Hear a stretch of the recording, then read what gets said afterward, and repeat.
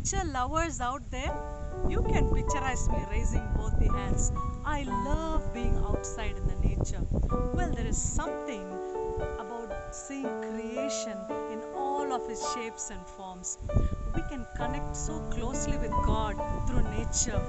I'm sure even Jesus loved being in the midst of nature. I can show you some examples in the Bible. Matthew chapter 13 verse 1 says, Jesus went and sat by the seaside. I can imagine Jesus sitting there enjoying the beauty of God's creation and talking to God. And also if you go to Luke chapter 5 verse 16, it says here, Jesus withdrew himself into the wilderness and he prayed.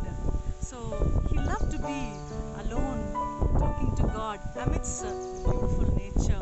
Matthew 14:23 says that he went into a mountain alone to pray.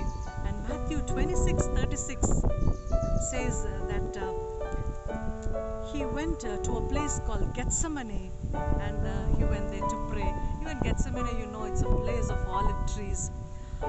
Jesus loved to spend quality time with God in prayer. Nature can reveal so much about God. Well, something inside our souls come alive when we are surrounded by God's splendor in nature. If you're not the outdoor type, I challenge you to give it a try. When you see God through nature, it will truly grow your faith and encourage your heart. This is Esther Synthia Murali for Breakthrough Today.